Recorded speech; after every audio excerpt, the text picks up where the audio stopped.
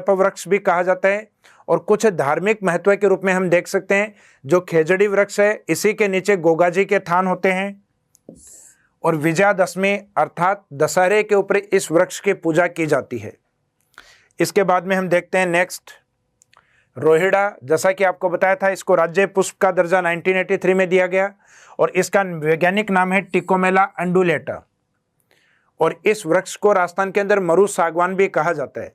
वैसे सागवान वृक्ष हैं वो राजस्थान के दक्षिण की ओर अधिक पाए जाते हैं, जिनसे इमारती लकड़ी अर्थात वह लकड़ी जिससे फर्नीचर बनाया जाता है वो प्राप्त होती है, तो वो वृक्ष सागवान है। लेकिन पश्चिमी राजस्थान में सागवान नहीं पाए जाते।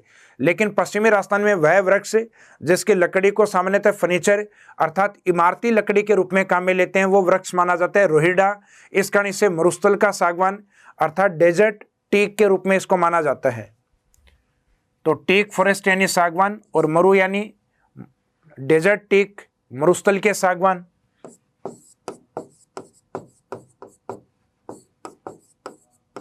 तो इसे सामान्यतः टीक फॉरेस्ट भी कहा जाता है, मरुस्थल का टीक या मरुस्थल का सागवान। इसके बाद में नेक्स्ट आता है पलास, जिसे खाखरा या डाक भी कहा जाता है। ये जो वृक्ष है इसके जो पत्ती और जो फूल हैं ये सामान्यतः पीले और हल्के लाल कलर के होते हैं, जिन पे सूर्य की रोशनी गिरती है तो ऐसा प्रतीत होता है जैसे वृक्ष जल रहा है।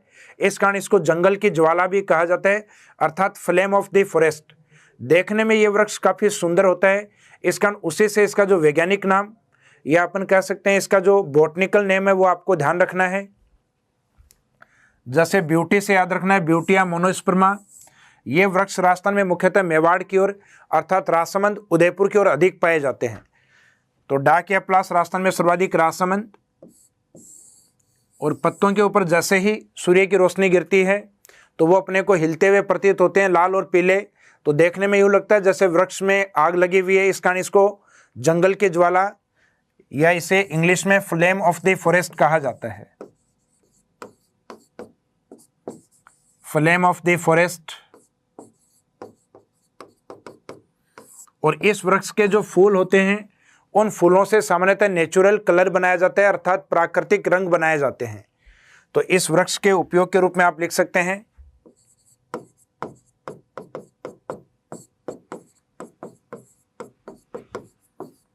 इसके पुष्प या फूलों से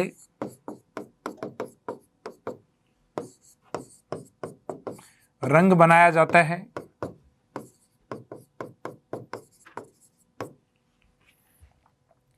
इसके बाद में देखते हैं नेक्स्ट डिकिलपटेरा अबुएंसिस। इसे राजस्थान में जब भौगोलिक वनों के बारे में आपको बताया था तो उपोष्ण सदाबहार वनों के एग्जाम्पल के रूप में डिकिलपटेरा अबुएंसिस, इसके नाम से ही पता लगता है कि यह आबू अर्थात सिरोही वाले क्षेत्र में पाया जाता है और विश्व में ये मुख्यतः इसी क्षेत्र में मिलता है और एक प्रकार का औषधीय पादप। और इस पादप को मुख्यतः लोकल लैंग्वेज में अपन अंबरतरी के नाम से भी जानते हैं। तो डिकिलपटेरा अबुएंसिस जिसे अंबरतरी भी कहा जाता है, यह औषधीय पादप है जो केवल विश्व में माउंट आबू क्षेत्र में पाया जाता है। और राजस्थान की जो वनस्पति है उसमें ये कौन सी वनस्पति में माना जाता है, इसे राजस्थान में उपोष्ण सदाबहार वनस्पति में माना जाता है।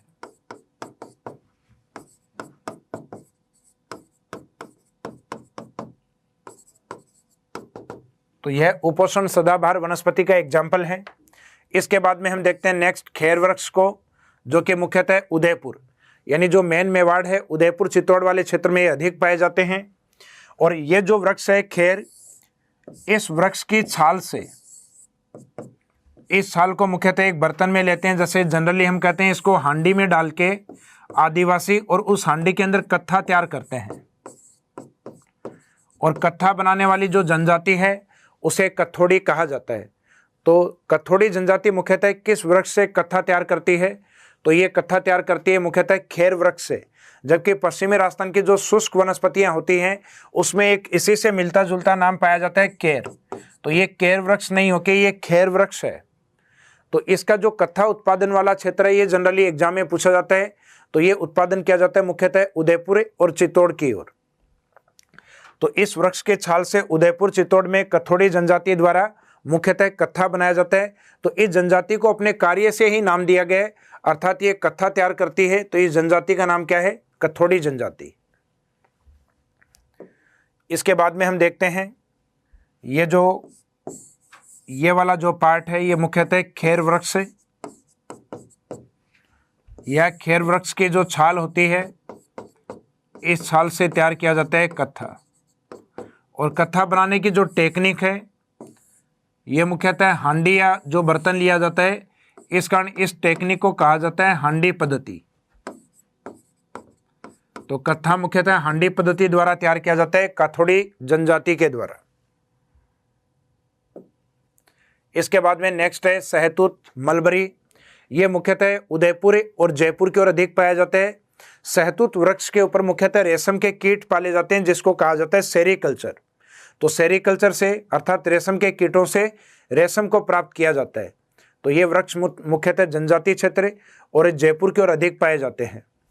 तो सहतूत जो राजस्थान में सर्वाधिक उदयपुर, इस पर रेशम के कीट पाले जाते हैं। इस खेती को सामान्यतः क्या कहा जाता है? सेरीकल्चर। तो सेरीकल्चर किया जाता है जिससे रेशम प्राप्त किया जाता है। इसके बाद में नेक्स्ट है महुआ। महुआ राजस्थान में मुख्यतः जो दक्षिणी आदिवासी क्षेत्र वाले जिले हैं उसमें डूंगरपुर की ओर अधिक पाया जाता है। और जो महुआ वृक्ष होते हैं इन वृक्षों के ऊपर जो पुष्प या जो फूल लगते हैं, इसके फूलों से मुख्यतः लिकर अर्थात शराब का निर्माण किया जाता है। जबकि इस वृक्ष की जो छाल होती है उसका औषधीय उपयोग अर्थात मेडिसिन के रूप में उसको काम में लिया जाता है। जोड़ों के दर्द में ये उपयोगी मानी जाती है। तो इस वृक्ष को सामान्यतः जो आदिवासी या जो जनजाति हैं उनके लिए कल्प वृक्ष के रूप में देखा जाता है। जबकि खेजड़ी या जो राजस्थान का समी वृक्ष है उसको राजस्थान का गौरव या राजस्थान का कल्प वृक्ष कहा जाता है। जबकि आदिवासी क्षेत्र में जो महुआ वृक्ष है इसे आदिवासी या जनजातियों का कल्प वृक्ष कहा जाता है। और इस वृक्ष के अंदर प्रतापगढ़ की ओर पाई जाने वाली जो उड़न गिलहरी है वो इसी वृक्ष के ऊपर सामान्यतः रहती है। तो एक तो इसका वैज्ञानिक नाम मधुका लोंगिफोलिया, ये आपको ध्यान रखना है। सर्वाधिक ये डूंगरपुर या जनजातीय क्षेत्र की ओर पाया जाता है और इसे आदिवासियों का कल्प वृक्ष कहा जाता है। और यहाँ पे अगर राजस्थान का कल्प वृक्ष आता है तो आंसर रहेगा खेजड़ी। तो इस वृक्ष का जो महत्व है वो क्या है या इसका जो उपयोग है, तो इस वृक्ष की जो छाल है, छाल का उपयोग औषधि निर्माण में,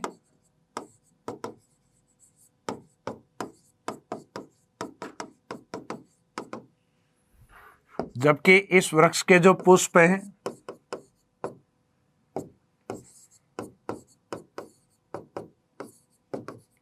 वो शराब बनाने में उपयोगी।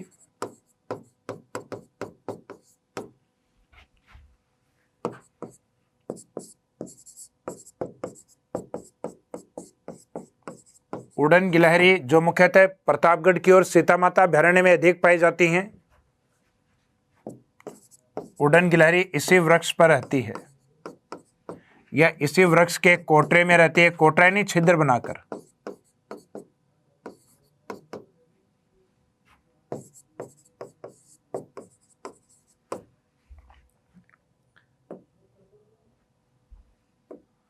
तो मुख्यतः अपन ने जो बात की है महुआ वृक्ष की, ये इस क्षेत्र में अधिक पाया जाता है।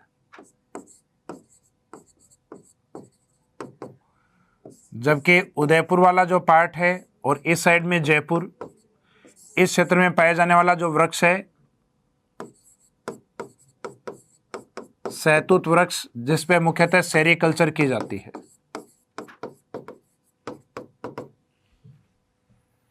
इसके बाद में हम देखते हैं नेक्स्ट तेंदू। तेंदू मुख्यतः यह वह वृक्ष है जिसके पत्तों को बीड़ी उद्योग में अर्थात बीड़ी बनाने में काम में लिया जाता है। और सरकार के द्वारा या सेंट्रल गवर्नमेंट के द्वारा इसका नेशनलाइजेशन अर्थात राष्ट्रीयकरण 1974 में किया। नेशनलाइजेशन या राष्ट्रीयकरण करने के बाद में इस वृक्ष को सामान्यतः कोई व्यक्ति अपने घर में नहीं लगा सकता।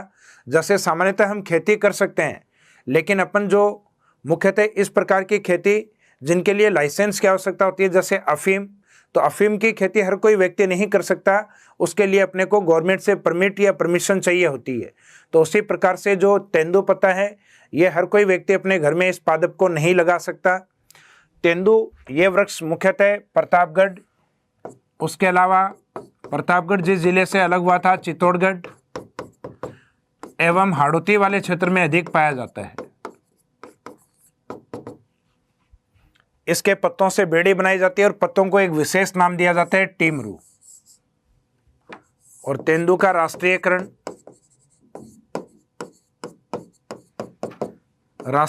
1974 में किया गया।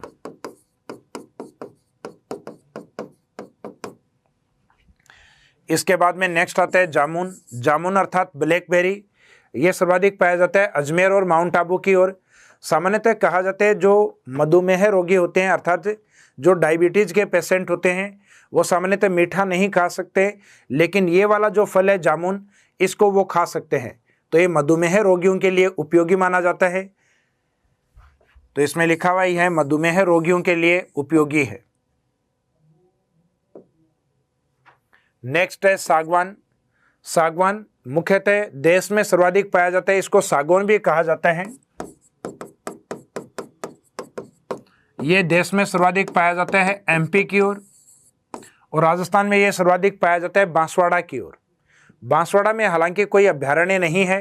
राजस्थान में जहाँ ट्रॉपिक ऑफ कैंसर अर्थात जहाँ से कर्क रेखा गुजरती है उन दोनों जिलों में कोई अभ्यारण्य नहीं, ना तो बांसवाड़ा ना डूंगरपुर।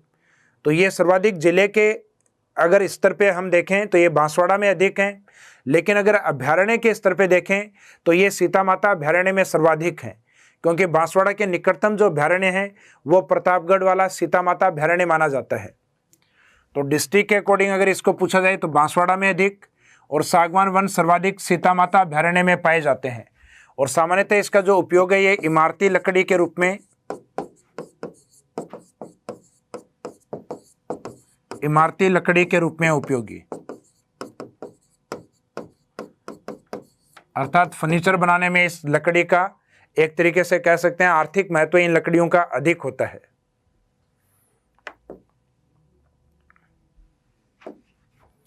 तो राजस्थान का ये जो भाग है प्रतापगढ़, चित्तौड़गढ़ और हाड़ौती वाला पार्ट, ये मुख्यतः तेंदू के लिए प्रसिद्ध है, जबकि इसके नीचे की ओर बांसवाड़ा, प्रतापगढ़, डूंगरपुर वाला जो पार्ट है जिसमें मुख्यतः बांसवाड़ा, यह सागवान के लिए अधिक प्रसिद्ध है।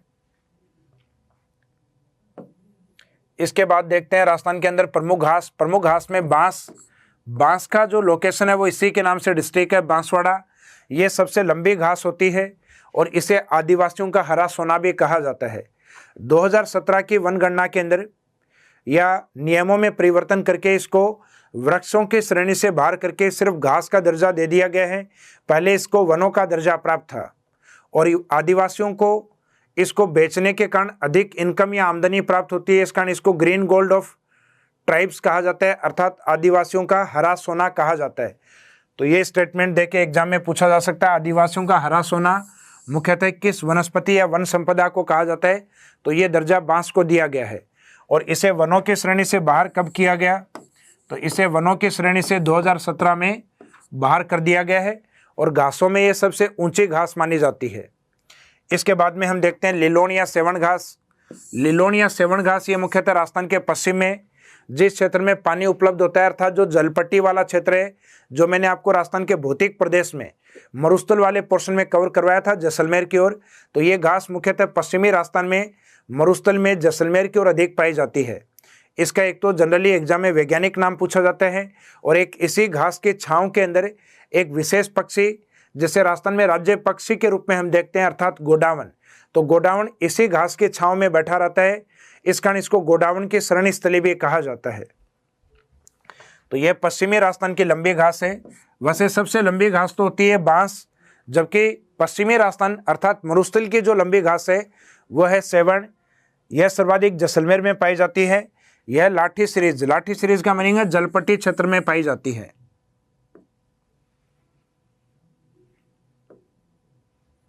जैसे कि ये सेवण घास का क्षेत्र है जिसको जनरली हम लिलोन भी कहते हैं।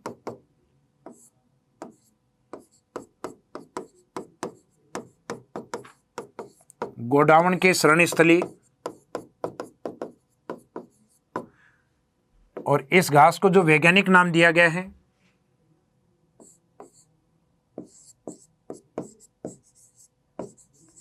लेस्यूरस सिंडिकस। तो ये आपको ध्यान रखना है। जबकि इससे पहले अपने राजस्थान के दक्षिण की ओर बांस, जो कि मुख्यतः देखिए बांसवाड़ा की ओर, राजस्थान के पूर्व की ओर एक खास घास पाई जाती है जिससे अपन परफ्यूम या सुगंधित शरबत बनाते हैं। तो वो खास घास कौन सी है? वो है खस। खस जो राजस्थान के पूर्वी जिलों में मुख्यतः भरतपुर, करौली, टोंक, सवाई माधोपुर यानी पूर्वी राजस्थान की ओर पाई जाती है। तो इस खस घास का जो उपयोग है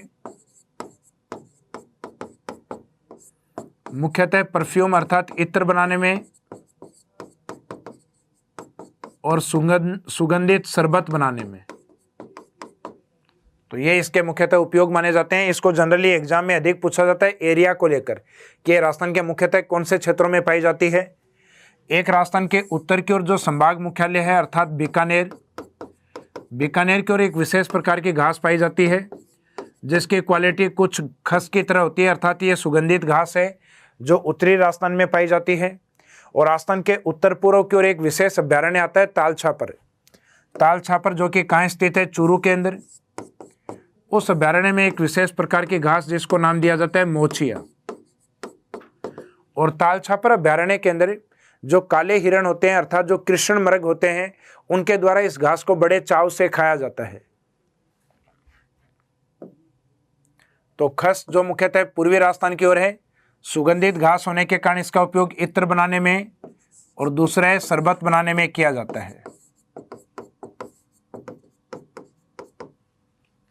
नेक्स्ट है बुर। बुर बीकानेर में पाई जाती है और यह भी अपने आप में एक सुगंधित घास है। इसके बाद मोचिया घास ताल छापर अभ्यारण्य अर्थात चूरू में पाई जाने वाली एक प्रमुख या पौष्टिक घास जो हिरणों के द्वारा खाई जाती है। इसके बाद में हम देखते हैं इस चैप्टर का जो नेक्स्ट पार्ट है वन संरक्षण पुरस्कार अर्थात वनों के संरक्षण के लिए राज्य में कौन कौन से पुरस्कार दिए जाते हैं। इनमें से कुछ पुरस्कार हैं वो राज्य स्तर के हैं और कुछ हैं वो राष्ट्रीय स्तर के हैं। राज्य स्तर वाले पुरस्कारों में सबसे इंपॉर्टेंट पुरस्कार आता है अमृता देवी विश्नोई पुरस्कार, जिनका वनों के संरक्षण को लेकर एक बहुत बड़ा महत्व माना जाता है। 1730 के अंदर जोधपुर रियासत के अंदर अभय सिंह जी के द्वारा आदेश दिया गया था वृक्षों को काटने का। तो उस समय अमृता देवी और उनके साथ विश्नोई समाज के पुरुष और महिलाओं के द्वारा वृक्षों को बचाने के लिए उन वृक्षों के चिपक के और अपने प्राण अर्थात कहा जाता है इन वृक्षों के लिए शहीद हुए थे। तो उन्हीं की स्मृति में एक पुरस्कार को राज्य सरकार के द्वारा स्टार्ट किया गया और इस पुरस्कार की शुरुआत 1994 से की गई। यह पुरस्कार एक तो उन व्यक्तियों को दिया जाता है जो वृक्षारोपण में अपना अमूल्य योगदान देते हैं और एक वृक्षारोपण के बाद वनों की सुरक्षा में जो अपना महत्वपूर्ण योगदान देते हैं उन व्यक्तियों को भी ये दिया जा सकता है। और जो वृक्ष रोपे गए हैं अर्थात जो वृक्ष लगाए गए हैं उनमें रहने वाले वन्य जीवों को जो लोग प्रोटेक्ट करते हैं या जिनकी सुरक्षा करते हैं, अर्थात ये 3 स्तर पे पुरस्कार जारी किया जाता है या 3 प्रकार के कार्य करने वाले व्यक्तित्वों को ये दिया जाता है। तो ये मुख्यतः कौन से कार्य क्षेत्र या कौन से क्षेत्र के लिए दिया जाता है? तो इसका जो सेक्टर है मुख्यतः वृक्षारोपण, लगे हुए वृक्षों की सुरक्षा करने वाले अर्थात वन सुरक्षा, और वनों के अंदर रहने वाले जीव अर्थात वन्य जीव सुरक्षा के क्षेत्र में जो अपना उत्कृष्ट योगदान देता है उन व्यक्तित्वों को ये दिया जाता है। पहले ये पुरस्कार केवल 2 ही स्तर पे अर्थात या तो एक व्यक्ति को और एक संस्था को ये दिया जाता था। अब व्यक्तिगत स्तर पे ये 2 जनों को दिया जाता है अर्थात व्यक्ति जो वनों की सुरक्षा करता है और एक दूसरा व्यक्ति जो वन्य जीवों की सुरक्षा करता है, और एक संस्था को अर्थात इस पुरस्कार को 3 स्तर पर जारी किया जाता है। तो एक तो ये उत्कृष्टता कौन कौन से क्षेत्रों में, मुख्यतः इन 3 क्षेत्रों में उन व्यक्तियों को दिया जाएगा और किस स्तर पे या कितने स्तर पे जारी किया जाता है। तो ये मुख्यतः 3 स्तरों पे, जिसमें व्यक्तिगत जो वन संरक्षण में योगदान देते हैं, दूसरा उस व्यक्ति को जो वन्य जीव संरक्षण में योगदान देते हैं, और संस्थागत जो दोनों ही प्रकार के काम करती है अर्थात वन्य जीव और वन संरक्षण के लिए। तो सामान्यतः व्यक्तिगत स्तर पर राशि दी जाती है 50,000 ये वनों के संरक्षण में जो काम करेगा उसको भी मुख्यतः 50,000 और वन्य जीवों के संरक्षण में जो काम करेगा उस व्यक्ति को भी मुख्यतः 50,000। जबकि संस्थागत स्तर पे राशि है डबल, यानी उसमें राशि दी जाती है 1 लाख। अभी लेटेस्ट या जो अंतिम यह पुरस्कार जो जारी किए गए हैं ये 2018 के हैं और ये जनरली एग्जाम में पूछे जाते हैं। तो 2018 में वनों के संरक्षण या वनों को बढ़ाने के लिए ये पुरस्कार दिया गया था ओम सिंह राजावत, ये नाम आपको ध्यान रखना है। जबकि वन्य जीवों के संरक्षण के लिए ये पुरस्कार दिया गया था सतनाम सिंह जी को। जबकि संस्थागत स्तर पर वनों की सुरक्षा और उनके प्रबंधन के लिए मुख्यतः ये 3 संस्थानों को दिया गया, जिसमें एक है वंडर सीमेंट लिमिटेड RK नगर चित्तौड़गढ़ में स्थित, दूसरा है वन सुरक्षा एवं प्रबंधन समिति पाटिया उदयपुर, जबकि एक है मानव उत्थान सेवा समिति तलवाड़ा हनुमानगढ़। तो मानव उत्थान सेवा समिति है तलवाड़ा उत्तरी राजस्थान से संबंध है, वन सुरक्षा एवं प्रबंधन समिति यह राजस्थान के दक्षिणी संभाग से संबंधित है अर्थात उदयपुर, और एक वंडर सीमेंट यह RK नगर चित्तौड़गढ़ से संबंधित है अर्थात दक्षिणी राजस्थान से। तो इन 3 प्रमुख संस्थाओं को दिया गया है और ये आपको ध्यान रखना है। हो सकता है एग्जाम में संस्थागत वाला पूछ लिया जाए कि किस संस्था को ये पुरस्कार नहीं दिया गया, तो तीनों संस्थाओं का नाम आपको याद रखना है, वंडर सीमेंट, वन प्रबंधन समिति उदयपुर पाटिया और मानव उत्थान सेवा समिति जो उत्तरी राजस्थान के अंदर स्थित है तलवाड़ा हनुमानगढ़।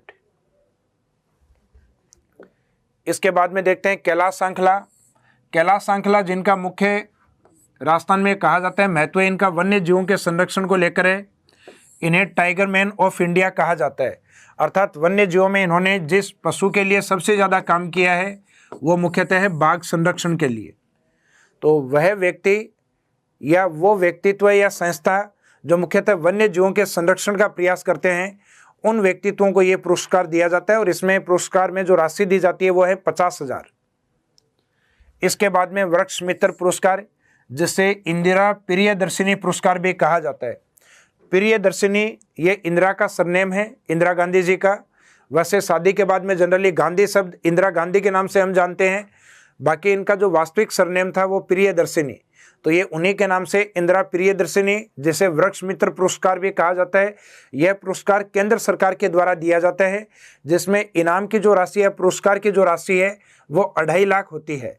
और यह पुरस्कार उन व्यक्तित्वों को दिया जाता है जो सामान्यतः बंजर भूमि के विकास अर्थात वृक्षारोपण का काम करते हैं। तो यह पुरस्कार केंद्र सरकार के द्वारा वृक्षारोपण और पड़ती भूमि यानी जो बंजर भूमि होती हैं उन पड़ती भूमियों के विकास के लिए अपना योगदान देते हैं या उन पड़ती भूमियों पर वृक्षारोपण करते हैं। और इसमें राशि पुरस्कार की लगभग 2.5 लाख, तो इसकी राशि रहेगी 2.5 लाख। कैलाश सांखला जी में 50,000 और अमृता देवी विश्नोई के अंदर व्यक्तियों को 50-50 और संस्था को दिया जाता है 1 लाख। जबकि बाद में इंदिरा गांधी जी के बेटे के नाम से नेक्स्ट पुरस्कार आता है राजीव गांधी। तो राजीव गांधी ये पर्यावरण संरक्षण के लिए दिया जाता है और पर्यावरण दिवस किस दिन होता है 5 जून। तो ये पुरस्कार 5 जून को दिया जाता है और इसकी शुरुआत हुई थी 2012 से। तो राजीव गांधी पर्यावरण संरक्षण पुरस्कार, तो पर्यावरण दिवस के दिन यानी किस दिन दिया जाता है ये पुरस्कार 5 जून को 2012 से इसकी शुरुआत मानी जाती है। इसके बाद में वृक्षारोपण को लेकर विशेष प्रकार के कार्यक्रम जो राजस्थान में संचालित किए जाते हैं, इसमें शुरुआत करेंगे अपन पश्चिमी राजस्थान से, अर्थात जिस एरिया में डेजर्ट है तो उसी के नाम से एक कार्यक्रम चलता है पश्चिमी राजस्थान में, मरुस्थल वृक्षारोपण कार्यक्रम यानी मरुस्थलीय क्षेत्र में वृक्षारोपण कार्यक्रम, जिसकी शुरुआत राजस्थान में मानी जाती है 1977 और 78 के अंदर, जिसमें मरुस्थल के कितने जिलों को शामिल किया गया 10।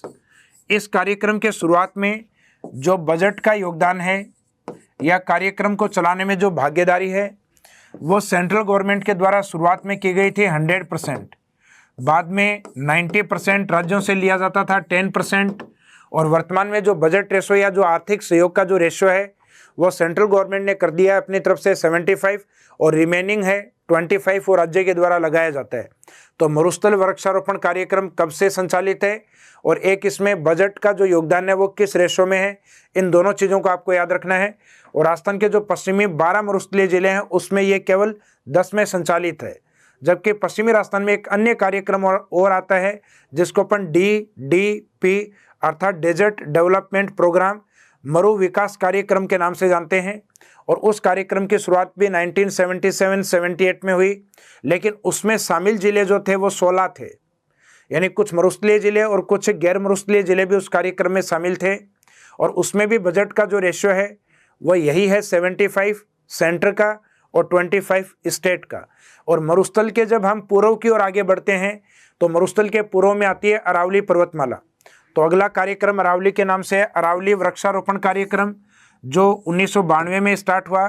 और इसमें जो कोऑपरेशन है या फिनेंशियल जो सहयोग है वो जापान के द्वारा किया गया। तो इसका जो ईयर है ये आपको ध्यान रखना है। इसके बाद में राज्य वानिकी क्रियान्वयन योजना अर्थात स्टेट फॉरेस्ट्री एक्शन प्लान,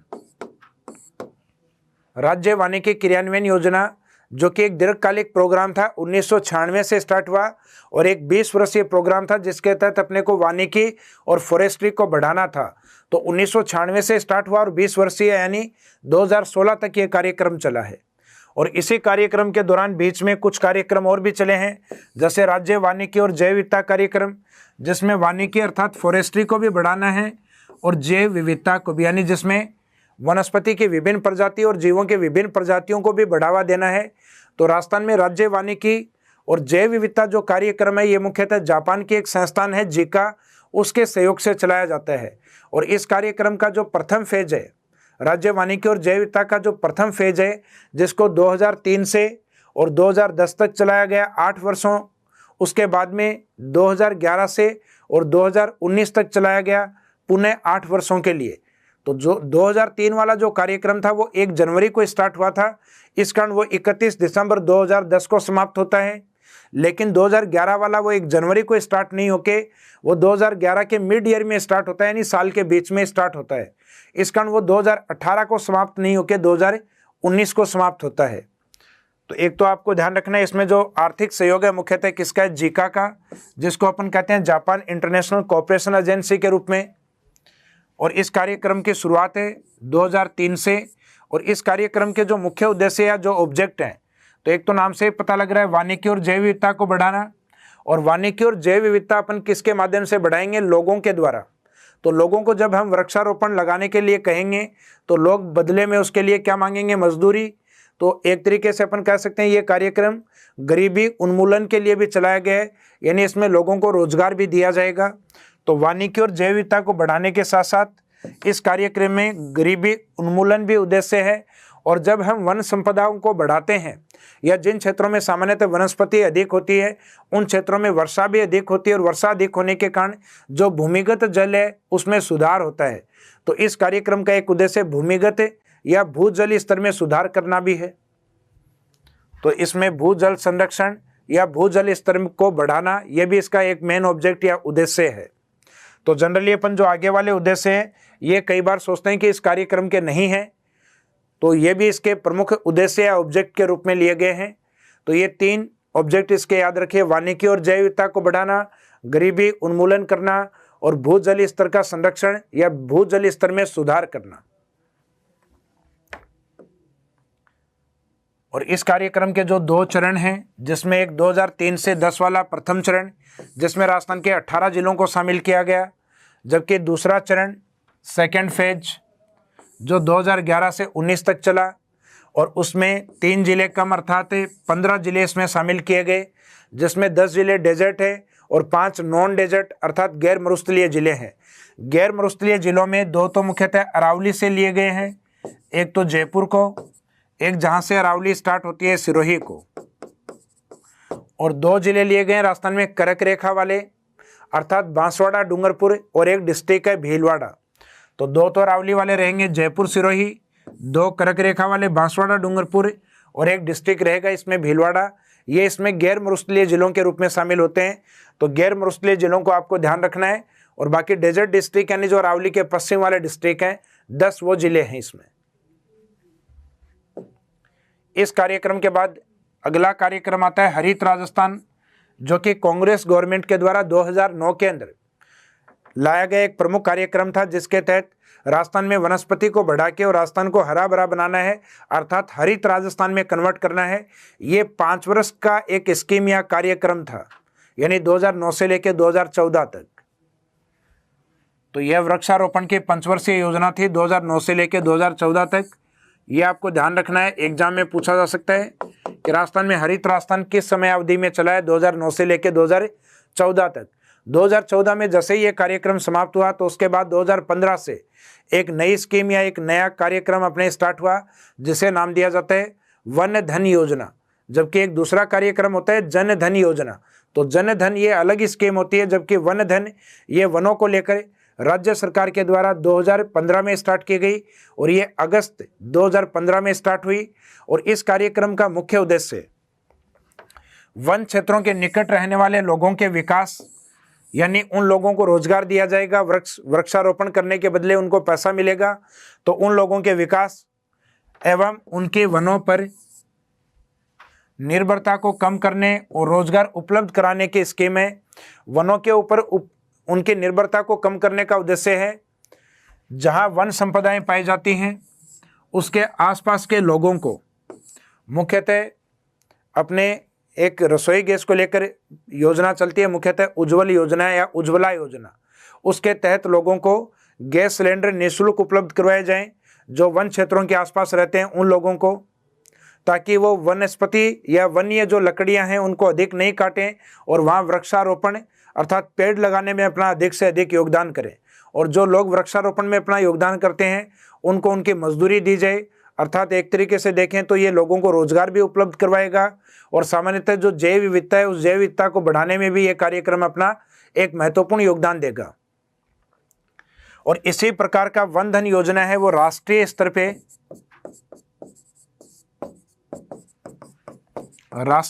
पर 2018 से स्टार्ट की गई। मुख्यतः 1 अप्रैल के आसपास से। तो अप्रैल इसमें जो डेट है ये आप मेंशन नहीं करके सामान्यतः मंथ याद रखिएगा। यह अप्रैल 2018 से स्टार्ट की गई छत्तीसगढ़ से। तो राष्ट्रीय स्तर पे जो वन धन योजना स्टार्ट की गई थी, यानी इस प्रकार की स्कीम अपने स्टेट में पहले आई थी और सेंट्रल गवर्नमेंट के द्वारा इस स्कीम को छत्तीसगढ़ राज्य से स्टार्ट किया गया था राष्ट्रीय स्तर पे, जहां मुख्यतः जनजातीय क्षेत्रों के अंदर लोगों को बताया गया कि आप अपने वन क्षेत्रों में वन उत्पादों को बढ़ावा दें, अर्थात वृक्षों से लाख प्राप्त करने में, वृक्षों में मुख्यतः जो मधुमक्खी पालन करके और उसके उत्पादों को प्राप्त करके या कुछ विशेष प्रकार की जो वन संपदा हैं या औषधि वाली लकड़ियां हैं उनको कलेक्ट करके आप आमदनी प्राप्त कर सकते हैं। तो मुख्यतः जो जनजाति हैं उनकी आमदनी को बढ़ाने के जो प्रयास हैं वो इस कार्यक्रम के माध्यम से किए जाएंगे। इसके बाद में हम देखते हैं वन एवं वन्य जीवों के संरक्षण से संबंधित कुछ अधिनियम हैं। इन अधिनियमों में हम देखते हैं कि सबसे पहले 1972 के अंदर एक अधिनियम जारी हुआ जिसे हम कहते हैं वाइल्ड लाइफ प्रोटेक्शन एक्ट, यानी किसी भी प्रकार के वन्य जीव को मारने पे आपको सजा दी जाएगी। तो वन्य जीवों के संरक्षण को लेकर वन्य जीव संरक्षण अधिनियम कब जारी हुआ? 72। लेकिन पुराने समय में हम देखते हैं कि जो पुराने राजा महाराजा हैं वो अपने पड़ोसी राजाओं को बुलाकर मुख्यतः अपने राज्य के आसपास वाले जो जंगल हुआ करते थे वहाँ अपने शक्ति प्रदर्शन के लिए मुख्यतः एक खेल खेला करते थे जिसको हम कहते हैं आखेट। आखेट यानी शिकार। तो उस शिकार खेल में मुख्यतः वो बलशाली जीवों को जो राजा जंगल से मार के लेके आता उस राजा को उस खेल में विजयी माना जाता। तो इस खेल में सामान्यतः बाघ का शिकार बड़े स्तर पे किया गया। तो बाघों की संख्या में तेजी से कमी आने के कारण वन्य जीव संरक्षण अधिनियम के साथ यानी उसके नेक्स्ट ईयर एक अलग से अधिनियम जारी किया बाघों के लिए। तो बेहतर वाला सभी जीवों के लिए था वन्य जीव संरक्षण अधिनियम, जबकि 1973 में मुख्यतः संरक्षण अधिनियम जारी किया गया बाघ के लिए। तो इसको कहा जाता है टाइगर प्रोटेक्शन एक्ट, बाघ संरक्षण अधिनियम। फिर 74 में कोई अधिनियम नहीं होके फिर वन्य जीव या उनसे संबंधित 1975 में मुख्यतः मगरमच्छों के संरक्षण के लिए अर्थात मगरमच्छ संरक्षण अधिनियम जारी किया गया। तो 72 वाला था सभी जीवों के लिए वन्य जीव संरक्षण, 73 वाला बाघ के लिए और 75 वाला मगरमच्छ के लिए। इसके बाद में इसी डिकेट या दशक में हम चलते हैं, यानी 1971 से और 1980 के बीच में, तो 1980 में एक अधिनियम आता है जो वनों के लिए आता है। इसे वन संरक्षण अधिनियम कहा जाता है। अर्थात कोई भी व्यक्ति अगर वनों को या हरे पेड़ों को काटता है तो उस व्यक्ति को सजा का प्रावधान है, यानी उस व्यक्ति को सजा दी जा सकती है। और इस कानून या अधिनियम के अंदर बाद में चेंज किया गया था 1988 में। तो इसे पहले तो 1980 बोला जाता है, लेकिन इसका संशोधित जो प्रारूप है वो 1988 के अंदर जारी हुआ। और वनों को काटने पे नुकसान किसको होता है? तो वनों को काटने पे नुकसान होता है पर्यावरण को। तो पर्यावरण संबंधित जो अधिनियम है, पर्यावरण संरक्षण अधिनियम 1986, इसके 6 साल बाद 1992 में हाथी संरक्षण अधिनियम, तो 86 वाला था पर्यावरण को लेकर, जबकि 92 वाला था एलिफेंट या हाथी को लेकर। और हाथी वाले से 10 साल बाद यानी 2002 में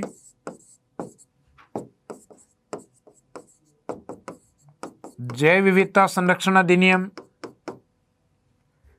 जबकि इसके 7 साल बाद 2009, यानी 21वीं शताब्दी में एक तो 2 और एक 9।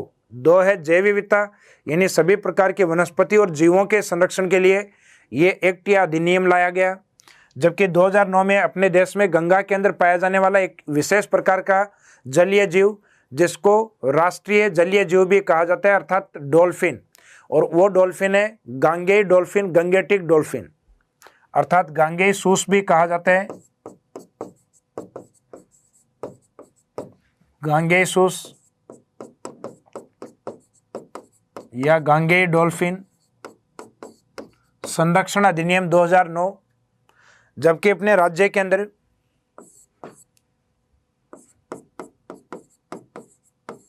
गोडाउन के संरक्षण के लिए और एक अपने पशु संपदा के अंदर ऊंट के लिए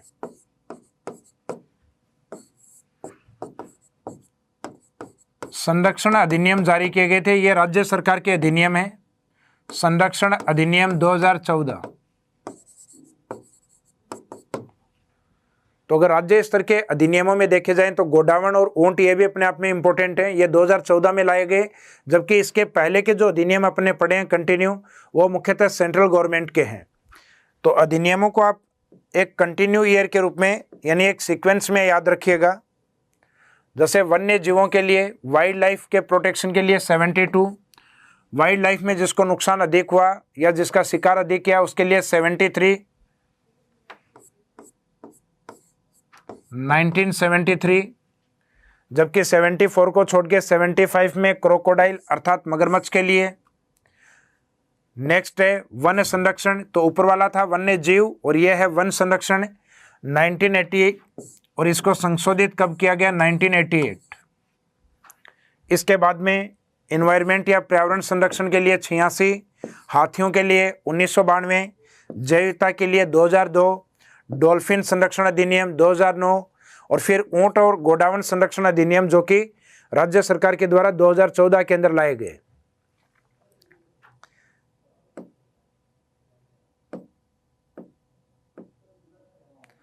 इसके बाद में हम देखते हैं राजस्थान राज्य जैव विविधता बोर्ड। राजस्थान के अंदर बायोडाइवर्सिटी को लेकर या उसके संरक्षण को लेकर जैव विविधता बोर्ड का गठन किया गया 14 सितंबर 2010 को, और ये कहाँ स्थित है? स्टेट कैपिटल अर्थात जयपुर के अंदर।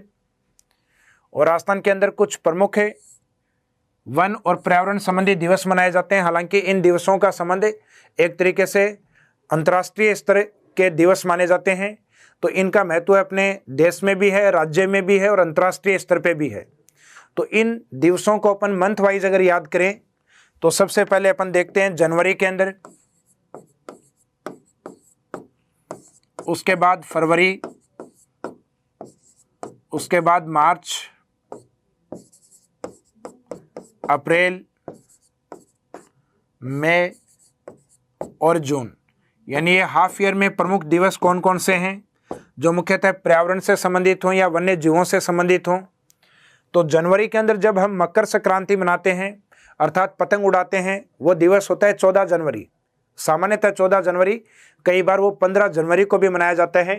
तो उस दिन के बाद से यानी 14 जनवरी से लेके और बचे हुए जनवरी तक अर्थात 31 जनवरी तक का जो समय होता है अर्थात लगभग आधा महीना 15 दिन, तो 7 दिन के समय को कहते हैं अपन सप्ताह, जबकि 15 दिन के समय को अपन कहते हैं पखवाड़ा। तो इस समय को जनवरी के 14 जनवरी से 31 जनवरी वाले पार्ट को अपन जीव जंतुओं के संरक्षण के लिए इसको घोषित करते हैं जीव जंतु पखवाड़ा। इसे जीव जंतु पखवाड़ा के नाम से मनाया जाता है। अब पखवाड़े को कहते हैं, जैसे सप्ताह को कहते हैं वीक, पखवाड़े को कहते हैं फोर्टनाइट। फोर्टनाइट यानी 15 दिन का समय। फिर फरवरी के अंदर मुख्यतः 2 फरवरी को रामसर दिवस मनाया जाता है, क्योंकि 2 फरवरी 1971 को ईरान में रामसर सम्मेलन हुआ। रामसर का मीनिंग है विश्व की वो आदर, वो नम भूमि या वो वेटलैंड जहाँ किसी भी जीव को संरक्षण प्राप्त है, उन्हें रामसर साइट का दर्जा दिया जाएगा। तो रामसर दिवस किस दिन मनाया जाता है? 2 फरवरी को। उसके बाद में मार्च, अप्रैल, मई, इनके जो डेट हैं वो सेम है, 22 मार्च, 22 अप्रैल, 22 मई। इनके जो दिवस हैं जिसमें मार्च, अप्रैल और मई, इनको दर्जे दिए जाते हैं जल दिवस, अंतर्राष्ट्रीय जल दिवस, पृथ्वी दिवस, अंतर्राष्ट्रीय पृथ्वी दिवस, और नेक्स्ट है जैव विविधता दिवस। इसको अंतर्राष्ट्रीय बायोडाइवर्सिटी या अंतर्राष्ट्रीय जैव विविधता दिवस। तो जो नेक्स्ट महीने हैं मार्च, अप्रैल, मई, इसमें डेट सेम है, लेकिन इनके जो दिवस हैं इसमें जनरली अपन कंफ्यूज हो जाते हैं एग्जाम में। तो इनको आपको याद किस तरीके से करना है? जैसे ये अपनी पृथ्वी है, इस पृथ्वी में अपने को अंदर से याद करना है मार्च, और फिर बाहर निकलेंगे पृथ्वी पर अप्रैल, और पृथ्वी के ऊपर जाएंगे अपन मई के अंदर। तो पृथ्वी के अंदर क्या है? जल। तो यहाँ जो मार्च वाला है 22 वाला, ये जल दिवस है। जब पृथ्वी पर आते हैं तो ये पृथ्वी दिवस 22 अप्रैल। और पृथ्वी के ऊपर देखने को क्या मिलती है? जैव विविधता। तो जो ऊपर वाला है ये 22 मई, ये जैव विविधता के रूप में। तो आप इन दिवसों को इस तरीके से याद रखिएगा, जैसे पृथ्वी के अंदर से और बाहर की ओर अपन इनको निकालेंगे। 22 मार्च, 22 अप्रैल और 22 मई, यानी जल दिवस, पृथ्वी दिवस और जैव विविधता दिवस। डेट सेम है, मंथ अलग अलग है। इसमें से जो 22 मार्च है, इसके जस्ट पहले वाला जो दिन होता है अर्थात 21 मार्च, इसको भी एक विशेष दर्जा प्राप्त है। इसे विश्व वानिकी दिवस कहा जाता है।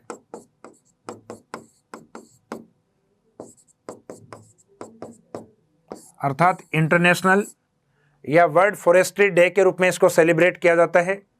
जबकि मई के बाद, मई तक पहुंच चुके अपन, मई के बाद जून का जो प्रमुख दिवस है वो लगभग सभी को ध्यान है आपको, 5 जून, जिसे इंटरनेशनल एनवायरनमेंट डे अर्थात अंतर्राष्ट्रीय पर्यावरण दिवस के रूप में सेलिब्रेट करते हैं।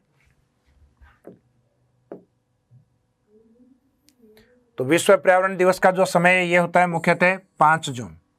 इसके बाद वन महोत्सव।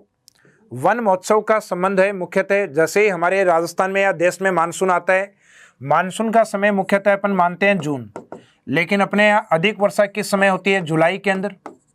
राजस्थान में तो वैसे मानसून आता ही मुख्यतः जुलाई में है, हालांकि डेट हमारी जून की दी हुई है 25 जून, लेकिन अधिक वर्षा जुलाई में होती है। तो जुलाई के स्टार्टिंग के जो 7 दिन होते हैं, यानी जुलाई में 1 से लेके जो 7 जुलाई का जो टाइम पीरियड है, इसमें वृक्षारोपण का काम किया जाता है। इसे कहा जाता है वन महोत्सव। तो ये अपने राष्ट्रीय स्तर पे मनाया जाता है वन महोत्सव। जबकि हमारे राजस्थान के अंदर 12 सितंबर को जोधपुर के खेजड़ली गांव में वन महोत्सव मनाया जाता है। तो राजस्थान के अंदर वन महोत्सव मुख्यतः खेजड़ली गांव में कब आयोजित होता है, तो वो आपको अलग से याद करना है। जबकि राष्ट्रीय स्तर पे जो वन महोत्सव अर्थात जो फॉरेस्ट फेस्टिवल है वो कब आयोजित होता है? जुलाई के स्टार्टिंग के 7 दिन, क्योंकि इस समय पेड़ लगने की संभावनाएं अधिक हैं। तो यहां आपको ध्यान रखना है नोट, 12 सितंबर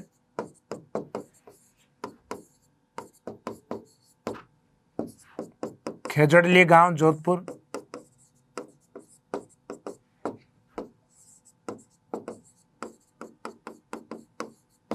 ये वन महोत्सव के रूप में सेलिब्रेट होता है, जबकि राष्ट्रीय स्तर पे होता है 1 से और 7 जुलाई। तो जनरली अगर अपने खेजड़ली जोधपुर वाला या राज्य के अकॉर्डिंग पूछा जाता है तो आंसर ये रखा जाएगा। और जनरली क्वेश्चन पूछा जाता है अर्थात राज्य इंडिकेट नहीं किया जाता है क्वेश्चन में, तब आंसर रहेगा 1 से लेकर 7 जुलाई तक। और अपने राजस्थान में मानसून कब तक रहता है? मुख्यतः सितंबर के लास्ट तक। तो उस समय तक जो पेड़ स्टेबल हो जाता है वो सामान्यतः कहा जाता है मुख्य वनस्पति या मुख्य वृक्ष के रूप में तब्दील हो जाता है। और सितंबर के बाद इन वनों के अंदर अपन किन किन को लेकर आएंगे? वन्य जीवों को। तो 1 अक्टूबर से लेकर और 7 अक्टूबर तक का जो टाइम होता है उसको कहा जाता है वन्य जीव सप्ताह। तो पहले वनों से संबंधित सप्ताह आएगा अर्थात वन सप्ताह 1 से लेकर 7 जुलाई, और फिर वन्य जीव उनमें रहने के लिए आते हैं 1 से लेकर और 7 अक्टूबर, अर्थात वन्य जीव सप्ताह वो आपको याद रखना है अक्टूबर के अंदर। और इसके बीच में दो महीने अगस्त, तो अगस्त में तो ऐसा पर्यावरण को लेकर विशेष दिवस नहीं है, लेकिन सितंबर में एक महत्वपूर्ण दिवस आता है 16 सितंबर, जिसको हम ओजोन डे अर्थात ओजोन दिवस के रूप में मनाते हैं। तो वन महोत्सव और वन सप्ताह ये 1 जुलाई से लेकर 7 जुलाई तक, ओजोन दिवस जो 16 सितंबर को, और वन्य जीव सप्ताह है तो ऊपर वाला था वन सप्ताह है, जबकि ये वन्य जीव सप्ताह 1 से लेके और 7 अक्टूबर तक को। तो इन दिवसों को मुख्यतः महीनों के सीरियल के अकॉर्डिंग आप याद रखें, यानी मुख्यतः जनवरी से लेके और लास्ट में अक्टूबर की ओर।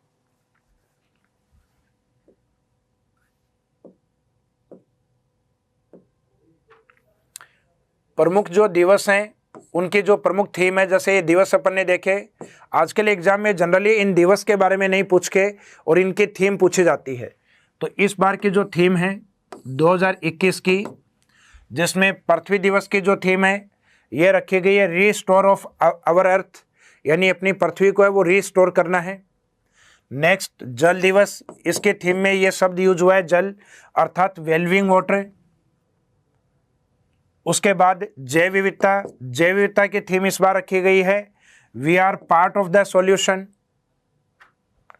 नेक्स्ट विश्व पर्यावरण दिवस, जिसके थीम इस बार रखी है इकोसिस्टम रिस्टोरेशन। तो इनकी जो थीम है, इन थीम को आपको याद रखना है।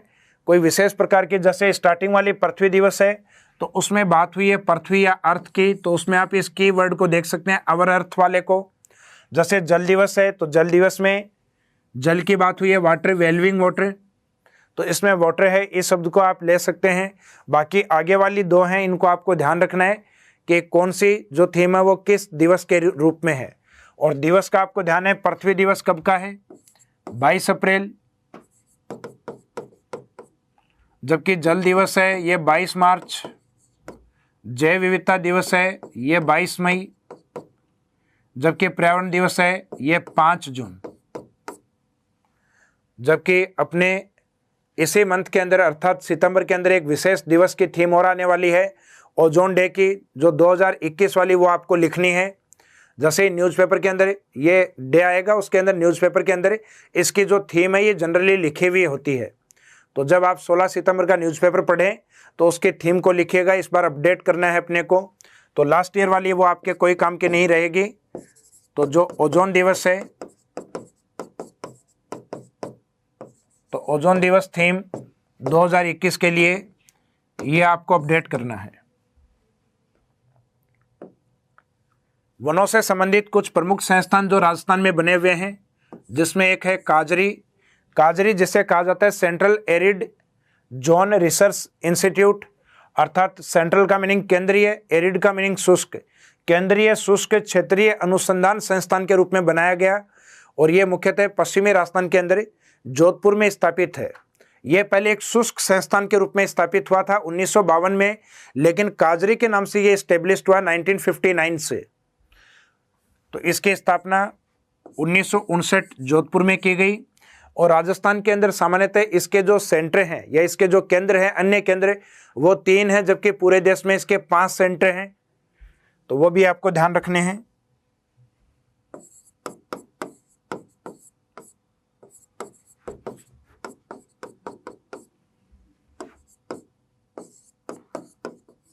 काजरी के जो केंद्र हैं, जिसमें राजस्थान की ओर राजस्थान के मैप के अकॉर्डिंग अगर हम देखें तो एक बीकानेर में, एक इंटरनेशनल बॉर्डर वाले डिस्ट्रिक्ट जस्ट उसके नीचे जैसलमेर में, और एक सर्वाधिक जिलों के साथ सीमा बनाने वाले जिले पाली मारवाड़ में। पाली मारवाड़ जगह है वहाँ, पाली मारवाड़ में। तो बीकानेर, जैसलमेर, पाली मारवाड़। जबकि राजस्थान के बाहर की ओर जाते हैं तो मुख्यतः गुजरात की ओर भुज, और राजस्थान के उत्तर की ओर जाते हैं तो मुख्यतः लद्दाख की ओर एक जगह आती है लेह। तो ये इसके सेंटर या अन्य केंद्रों के रूप में काम में करते हैं। तो काजरी के मुख्यतः कितने केंद्र हैं? तो ये मुख्यतः इसके जो 5 केंद्र हैं, और इसका कार्य है एक तो उन एग्रीकल्चर या फसलों पे काम करना जो मुख्यतः शुष्क क्षेत्रों में अधिक ग्रो करती हैं या उन क्षेत्रों में लगाई जा सकती हैं। एक मुख्यतः इनका कार्य उन वन संपदाओं के ऊपर जो शुष्क क्षेत्रों में ग्रो कर सकती हैं या शुष्क क्षेत्रों में जिनको अधिक लगाया जा सकता है। इसी के साथ पश्चिमी राजस्थान में एक दूसरा संस्थान और भी है जिसको नाम दिया जाता है ये काजरी, और दूसरा है आफरी। तो आफरी के अंदर जो शब्द है AF, इसका मीनिंग है एरिड फॉरेस्ट, यानी शुष्क वन। उनका जो रिसर्च इंस्टीट्यूट है उसको कहा जाता है आफरी, और ये स्थित है जोधपुर में, अर्थात काजरी और आफरी दोनों जोधपुर में हैं। इस आफरी की स्थापना 1988 में की गई। इसको कहा जाता है शुष्क वन अनुसंधान संस्थान, यानी ये मुख्यतः उन वनों के ऊपर रिसर्च करता है जो पश्चिमी राजस्थान अर्थात जो एरिड प्रकार के क्लाइमेट में पाए जाते हैं। राजस्थान के कुछ प्रमुख बायोलॉजिकल पार्क जिनको कहा जाता है जैविक पार्क या जैविक उद्यान। ये जैविक उद्यान राजस्थान के उन एरियाज में बनाए गए हैं जहां राजस्थान में मुख्यतः जू बने हुए हैं, अर्थात जंतुआलय बने हुए हैं।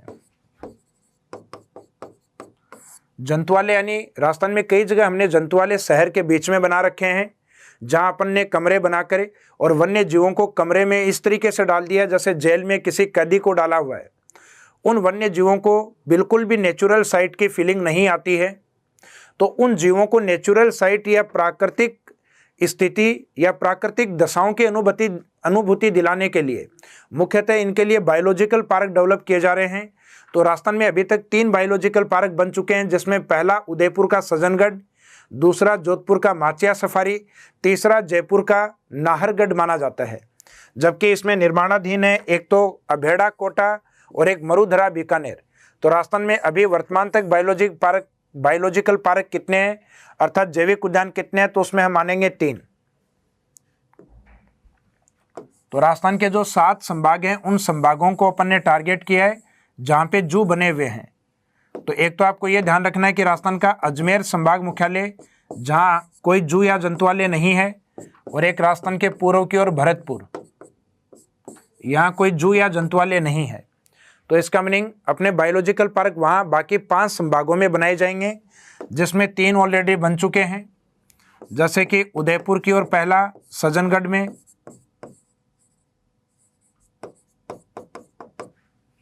जबकि इसके ऊपर जोधपुर में माचिया सफारी,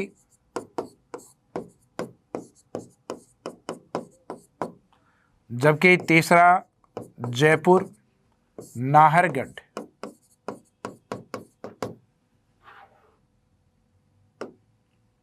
जबकि अभी जो प्रस्तावित हैं या जो निर्माणाधीन है जिसमें एक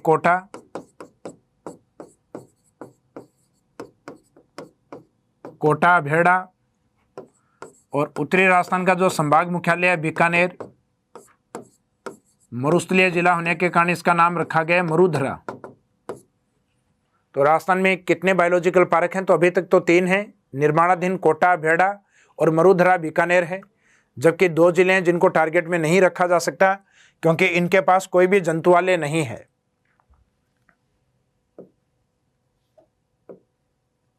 राजस्थान के कुछ प्रमुख पार्क, जैसे एक तो राजस्थान में सबसे कम वनस्पति या प्रकृति कहाँ पर है? तो राजस्थान में सबसे कम वनस्पति पाई जाती है चूरू के अंदर, एरिया वाइज। तो जहाँ बिल्कुल प्रकृति खत्म है वहाँ राज्य सरकार ने प्रकृति पार्क बनाया है। तो प्रकृति पार्क राजस्थान में सबसे पहला चूरू और दूसरा तैयार किया गया है सीकर के अंदर। उसके बाद में राजस्थान में कैक्टस पार्क, कैक्टस यानी जो मुख्यतः नागफनी का जो पादप है उसके विभिन्न प्रजातियों को लगाकर और टूरिज्म को अट्रैक्ट करने के लिए जैसलमेर की ओर एक टूरिज्म साइट है कुलधरा। तो ये जो कैक्टस पार्क है पश्चिमी राजस्थान में कुलधरा के अंदर विकसित किया गया है। राजस्थान में बटरफ्लाई यानी मुख्यतः तितलियों को संरक्षण देने के लिए जो मुख्यतः कुलिस समृद्धि वन है उस क्षेत्र को बटरफ्लाई वैली के रूप में डेवलप किया गया है। तो बटरफ्लाई वैली है, ये जयपुर में स्थित है। बोगनवेलिया थीम, बोगनवेलिया थीम सामान्यतः अपने घरों के बाहर गेट के पास जो अपने जनरली बेल लगाई जाती हैं, जो अलग अलग रंग की होती हैं, पीले रंग की, वाइट कलर की, सामान्यतः पर्पल कलर की, तो वो विभिन्न प्रकार के पत्तों वाली जो बेल होती हैं उसको कहा जाता है बोगनवेलिया। तो बोगनवेलिया थीम वाली जो बेल है, इसका गार्डन बनाया गया है राजस्थान में, एक तो झीलों की नगरी अर्थात उदयपुर, और एक राजस्थान के पिंक सिटी अर्थात जयपुर। तो राजस्थान में बोगनवेलिया थीम के जो पार्क हैं वो एक तो उदयपुर और एक जयपुर, और एक राजस्थान में जिस जिले में वन संपदा अधिक है अर्थात वन अधिक पाए जाते हैं अर्थात उदयपुर, वहाँ जैव विविधता अधिक पाई जाती है, तो उस जिले के अंदर बना है जैव विविधता पार्क। जैव विविधता पार्क जो कि एक स्थान आता है गमधर उदयपुर।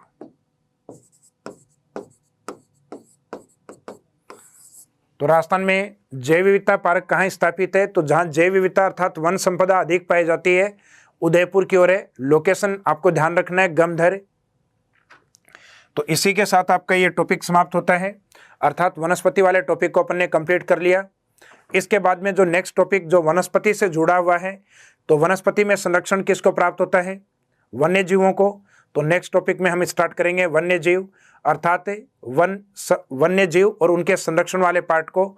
इस टॉपिक को अपन यहीं समाप्त करते हैं। Thank you.